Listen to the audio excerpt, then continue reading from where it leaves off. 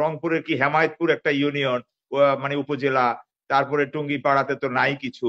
তারপরে গিয়ে হলো যে কি আপনার মানে এই যে তাদের অ্যাক্টিভিটি, তার বরগুনাতে জেলা আওয়ামী লীগের সাথে কথা বললেন। এখন সিনিয়র নেতারা কোথায়? ভারত যেহেতু পরপর এই যে মিটিং করতেছে, কয়দিন আগেও দেখলাম যে ভারতের এই যে আপনার এই যে অমিত শাহ, হ্যাঁ, বলেছেন যে একটা কমিটি করে দিয়েছেন। বাংলাদেশের ব্যাপারে ওনাদের কমিটি করতে হবে কেন? জাতিকে তো একটা মানে বিপদের মুখে ফেলে গেলেনই, যিনি তার দলের নেতা কর্মীকে যে এখান থেকে ফেলে চলে গেছেন। তা ওনার মুখে তো আবার মানে কর্মসূচি ঘোষণা করা, কর্মসূচি পালন করার জন্য আহ্বান করা, হ্যাঁ, এটা যেমন দৃষ্টতা। আর যারা নেমে আসবে এটি হলো তাদের আরো নিজেদেরকে মানে একটা জলাঞ্জলি দেওয়া। 15ই আগস্ট এক কথায় উত্তর কিছুই হবে না, ঘোড়ার ডিম হবে। হ্যাঁ, কারণ এটা হলো যে কি একটা অস্থিতিশীল করার জন্য একটা মানে প্রোপাগান্ডা, তারা তো সবসময় এটাতে অভ্যস্ত। তো আগস্ট মাসটা তো তাদের জন্য একটা দুর্বিষহ জীবনের মাস। হ্যাঁ, সেই 5ই আগস্ট বলেন, সেই 15ই আগস্ট বলেন, সেই 21শে আগস্ট বলেন। তো এই জিনিসগুলোকে তারা মানে একটা মানে যেহেতু তাদের একটা ফাঁড়ার মাস, তো এটা তো জনগণের কাছে হলো বিজয়ের মাস এখন। মানুষ তো এখন আগস্ট মাসকে নতুন স্বাধীনতার মাস হিসেবে দেখেন। আর এটাকে তাচ্ছিল্য করার জন্যই মানে তারা এখন ওই কথাটাকে সামনে নিয়ে এসে আ মানে যে স্বৈরাচারী হাসিনার পুত্র, হ্যাঁ? আসলে ওই তার নিক নামটা যেটা এটার সাথে ক্যারেক্টারের মিল হয় না। তো আমরা সজীব পর্যন্ত বা সজীব ওয়াজেদ পর্যন্ত বললে এটা আমি কমফোর্টেবল ফিল করি, কমফোর্ট জোনে। তো সেজন্য বললাম যে এই কথাগুলো বলে একটা মানে বিভ্রান্ত এবং আবারও একটা মানে দেশের জনগণের যে একটা বাণী দিয়েছেন আপনি নিশ্চয়ই লক্ষ্য করবেন। তার মায়ের পক্ষে আ সেই এটাকে সে আবার তার মানে ভেরিফাইড পেজ এটা শেয়ার করেছে। ওই সেখানে একই কাহিনী। হ্যাঁ, সেই 15 আগস্ট এটা হয়েছে। তারপর তার নানির এটা হয়েছে। তারপরে মামার এটা হয়েছে, খালুর এটা হয়েছে। ওই যে মেয়র তাপসের বাবার এটা হয়েছে। এই হাবিজাবি কথা। এই যে এত হাজার মানুষ মারা গেল এইটা নিয়ে আবারও কোনো মানে ইয়ে নাই। তো যার হয় না তার কখনোই হয় না। এটা হলো যে গিয়ে মূল কথা। এখন কথাটা হলো যে 15ই আগস্ট একটা অবশ্যই মর্মান্তিক দিন। এটা একটা ক্ষত। এটা আমরা বিশ্বাস করি। একই সাথে আপনি কি এটা মানবেন না যে 15ই আগস্টের এই শোকাবহকে, হ্যাঁ, 5ই আগস্টে জুলাই থেকে 5ই আগস্ট পর্যন্ত যতগুলো ঘটনা ঘটেছে সেটাকে ছাড়িয়ে গেছে। সেটার ইয়েটা কি খুবই কম? বেদনা কি খুবই কম? আমরা ধরেন আজ থেকে 25 প্রায় 29-30 বছর আগের একটা আরো বেশি, হ্যাঁ? আ বা প্রায় তো কত ৪৫ বছর। সরি ৪৫ বছরের কাছাকাছি, হ্যাঁ? বা ৫০ বছরের কাছাকাছি একটা ঘটনা নিয়ে আমরা এতটা আ মানে বেদনা কাতর জাতি এখন আর ওই জায়গায় নাই। হ্যাঁ? তো এটা যাদের সাথে করা মানে হলো যে কি তারা এটা দিয়ে একটা আতঙ্ক ছড়ানো। তারপরে দেখলাম যে যাদের সাথে কথা বলছে, বরগুনা এক আওয়ামী লীগ স্থানীয় নেতার সাথে কথা বলছেন।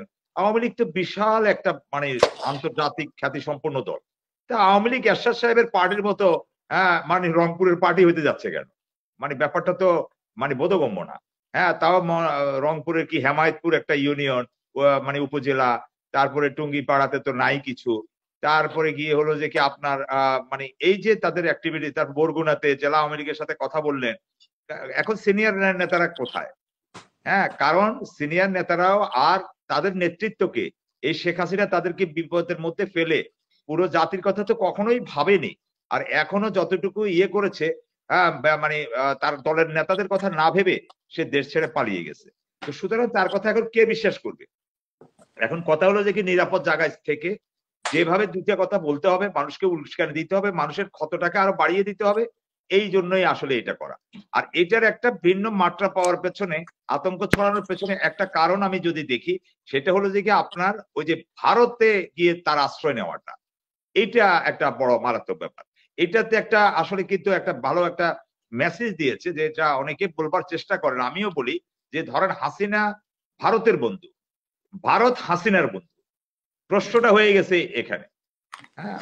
কিন্তু ভারতের ভারত বন্ধু থেকে হইতে তো আজকে বলা হয়েছে যে এই সরকারের সাথে কাজ করবে। আবার না, ভারতের কাছে এখন সজীব কথার ওয়াজেদ কাজে মিল থাকতে হবে। কথার কাজে সজীব মিল ওয়াজেদ জয় থাকলে ভারতের কাছে সাহায্য মানুষ চাচ্ছে। আশ্বস্ত হবে। এটা তো কূটনীতিক ভাবে বললেন প্রণয় ভার্মা। কিন্তু আমাদের বক্তব্যটা হলো যে আমরা জানতে চাই, বুঝতে চাই যে সেটা দৃশ্যমান কি অদৃশ্যমান। হ্যাঁ? দৃশ্যমানটা কি আছে? তো হাসিনা ভারতের বন্ধু হলো। ভারত কেন হাসিনার বন্ধু? ভারত কেন নয় বাংলাদেশের বন্ধু?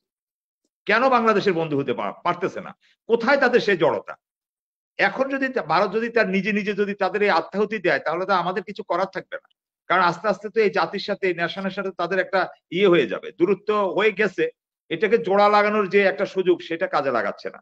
তো ভারত যেহেতু পরপর এই যে মিটিং করতেছে, কয়দিন আগেও দেখলাম যে ভারতের এই যে আপনার এই যে অমিত শাহ, হ্যাঁ, বলেছেন যে একটা কমিটি করে দিয়েছেন। বাংলাদেশের ব্যাপারে ওনাদের কমিটি করতে হবে কেন? তারপরে দেখেন এই যে সজীব ওয়াজেদ, হ্যাঁ, যেটা বলল, সে নির্বাচনের জন্য নির্বাচন হলো বাংলাদেশে, তাদের সে অভ্যাস যায় না। রাতের ভোট, বিনা ভোট, আমি ভোট, ডামি ভোট কখনোই যায় না। কিন্তু দেখেন, সে এবারও বলছে যে ভারতের সহযোগিতা কামনা করে 90 দিনের ভিতরে নির্বাচন হওয়ার জন্য। কি খায় সেবার চিন্তা করে দেখেন তো। বাংলাদেশের মানুষ অধীর আগ্রহে রক্ত দিয়ে, রক্ত ত্যাগের বিনিময়ে সমুদ্র রক্ত দিয়ে, তাজা রক্ত ঢেলে দিয়ে, ভবিষ্যৎকে জলাঞ্জলি দিয়ে আমাদের ভবিষ্যৎ প্রজন্মের হাজার হাজার তরুণকে, শত শত না তরুণকে, ওরা হ্যাঁ, কি, আহত নিহত করে আপনার কি তারা মনে যদি হয় না আসে। উনি কোনো মেসেজ দিচ্ছে? ওনার সাথে শেখ হাসিনার সাথে সবসময় যোগাযোগ নিচ্ছে। উনি যা বলছে শেখ হাসিনার সাথে কথা বলে বা ভারতেরও এক ধরনের মনোভাব প্রকাশ পায় কিনা সেরকম, বা শেখ জি, জি, হাসিনার সাথে অবশ্যই, অবশ্যই। এইখানেই তো ভারতের কি আতঙ্কের বৈঠক জায়গা। হচ্ছে? হুম। আতঙ্কের জায়গাটা আপনি ঠিকই ধরেছেন। আতঙ্কের জায়গাটা তো ওইটাতে। আমরা আতঙ্ক নিয়ে এখানে বেরিয়ে কালকে 15ই আগস্ট তারা ধানমন্ডিতে গিয়ে সব করে ফেলবে, ঘোড়ার ডিম পাড়বে, এটা নিয়ে কেউ উৎকণ্ঠিত না। হ্যাঁ, এরকম কেউ এখান থেকে বেরও হবে না। হ্যাঁ, বা এত বড় মানে তার জন্য করাটা ঠিকও হবে না। কারণ তাদেরকে আমরা ওই যে সারোয়ার ভাই যেমনটা বলছিলেন না, আমরা এটা আগে থেকেই বলছিলাম যে তাদের এই পরিণতিটা আসবে। কিন্তু এই পরিণতির কথা তখন শুনে এই যে আপনার সত্যিও আমরা বলছি শ্রীলঙ্কার মতো হবে, এমন হবে, পথ পালাবে না, খুঁজে যাবে না, চাকা আফগানিস্তানের মতো চাকা ধরে চলে যাবে, অনেক কথাই আমরা বলছি। তখন আমাদেরকে পাগলও বলা হইতো, গুজব কাজও বলা হইতো। কিন্তু আজকে তো সেটা তো বাস্তবে পরিণত হলো। তা আপনি যেটা বলছেন যে এখন এই আওয়ামী লীগের প্রতি আমাদের আবারও পরামর্শ, আওয়ামী লীগের যারা শুভাকাঙ্ক্ষী শুভানুধ্যায়ী এখনো আছেন, মানে ঝোড়ে ছাপে, হ্যাঁ, লুকিয়ে ছাপিয়ে কোথাও, হ্যাঁ, গর্তে যেখানে আছেন, সেখান থেকে তাদের বের হওয়ার কোনো যৌক্তিকতা আছে বলে মনে করি না, এত কাপুরুষোচিত একজন নেতৃত্বের জন্য, জি। যিনি পুরা জাতিকে তো একটা মানে বিপদের মুখে ফেলে গেলেনই, যিনি তার দলের নেতা কর্মীকে যে এখান থেকে ফেলে চলে গেছেন, তা ওনার মুখে তো আবার মানে মানে কর্মসূচি ঘোষণা করা, কর্মসূচি পালন করার জন্য আহ্বান করা, হ্যাঁ, এটা যেমন দৃষ্টতা। আর যারা নেমে আসবে এটি হলো তাদের আরো নিজেরা নিজেদেরকে মানে একটা জলাঞ্জলি দেওয়া। সুতরাং এটার জন্য আমরা ইয়েতে না, আতঙ্কিত না। আতঙ্কিত বাংলাদেশের মানুষ ভারতের এই যে মানে ধরেন কোন ইঙ্গিতে যে সজীব জয় যে কথাগুলো বলছেন, হ্যাঁ, এই জিনিসগুলো হলো যে কি মানে আমাদেরকে শঙ্কিত করে তোলে। যেটা বারবার বা মাঝখানে যেই মানে আপনার সাম্প্রদায়িক দাঙ্গা লাগানোর যে একটা পরিস্থিতি তৈরি হয়েছিল, আল্লাহ মাফ করুক, সেটা এখন বহুলাংশে নিবৃত্ত হয়েছে আমাদের দেশপ্রেমিক সেনাবাহিনী এবং সবাই মিলে। এখন আমাদের যে বক্তব্যটা আছে যে আমরা যে জিনিসটা চাই, আমাদের যে জিনিসটা ভাবনার জায়গা, অবশ্যই আমরা ওই জায়গাটা রেসপেক্ট করতে চাই। আমরা সম্মান জানাতে চাই। এই যে আমরা অন্তর্বর্তীকালীন সরকারকে আমরা একটু সময় দিতেই চাই। হ্যাঁ, তারা আগে জঞ্জাল পরিষ্কার করবে। সবকিছু পরিষ্কার করার পর একটা নির্বাচনের পরিবেশ জি। তৈরি হবে, তখন হবে। কিন্তু এই যে তড়িঘড়ি করে নির্বাচনের আহ্বান জানানো, হ্যাঁ, এটা আমাদেরকে শঙ্কিত করে তোলে। সজীব আ আ ওয়াজেদ কেন, হ্যাঁ, মানে ভারতের ইন্ধন ছাড়া তো এই কথা বলা না। আর এইটা কত বড় রাষ্ট্রদ্রোহিতা। হ্যাঁ, একটা দেশের সাবেক প্রধানমন্ত্রী, তারা তাদের ভাষায়, আমাদের ভাষায় তো পতিত প্রধানমন্ত্রী, স্বৈরাচারী প্রধানমন্ত্রী যাই বলি আমরা কেন, এমন একটা নেতৃত্বের পক্ষে, হ্যাঁ, যদি এখনো তার সন্তান, হ্যাঁ, যদি আরেকটা পার্শ্ববর্তী দেশ যার প্রতিটা মুহূর্তে, হ্যাঁ, আমাদের তাদের বিরুদ্ধে অভিযোগ, প্রতিটা নির্বাচনে তাদেরকে ক্ষমতায় রাখার জন্য, এই পেশিবাদী ব্যবস্থা কায়েম করার জন্য, এই স্বৈর শাসককে উৎখাত করার জন্য, পৃষ্ঠপোষকতা দেওয়ার জন্য ভারতের সম্পূর্ণরূপে দায়ী। এবং এখনো তারাই সেটা প্রমাণ করছে। এবং শেখ হাসিনার পুত্র এই মানে ভারতের আজকে নিরজ্জভাবে ভারতের নির্বাচনের ব্যাপারে হস্তক্ষেপ কামনা করে সে আবারও প্রমাণ করলো তারা সত্যিকার অর্থে এই দেশের বন্ধু নয়, জনগণের বন্ধু নয়, তারা রাষ্ট্রদ্রোহী। তাদের অবশ্যই বিচারের আওতায় আসতে হবে। তাদের বিচারে জনগণের কাঠগড়ায় তাদেরকে দাঁড়াতে হবে। যেমনটা আজকে দেখেন, সেদিন 2 দিনের আগের ঘটনাও না, এই যে আজকে যে আইনমন্ত্রীর আঙ্গুলি হেলনিতে এই যে আজকে মানে লয়ার কোর্টের বিচারকরা চলতেন, তটস্থ হয়ে থাকতেন, আজকে তাদের সামনে খাঁচার কাঠগড়ায় আজকে এসে বন্দী হয়ে আছে। এই চেয়ে যদি শিক্ষা না পেয়ে এখনো যদি একই বড় হাম্বি তুম্বি করতে থাকে, এটা হবে বোকামি। এটা আমরা কখনোই আশা করি না। তো আমি মনে করি এই রাষ্ট্রদ্রোহিতা থেকে তাদেরকে পিছু হওয়াটা উচিত। জনগণ সকল ষড়যন্ত্রকে প্রতিহত করে দেবে। এটাই বিপ্লব। এখানে প্রতি বিপ্লব হওয়ার কোনো সুযোগ নেই। হ্যাঁ, আর এটা পৃথিবীর ইতিহাসে কখনো হয় না। যদি এইভাবে বিপ্লবের মাধ্যমে কোনো সরকার পলাই যায়, সেটা আবার পুনরুদ্ধার হয়ে আবার দাঁড়িয়েছে, এরকম ঘটনা এখন পর্যন্ত নজরে আসেনি। ধন্যবাদ।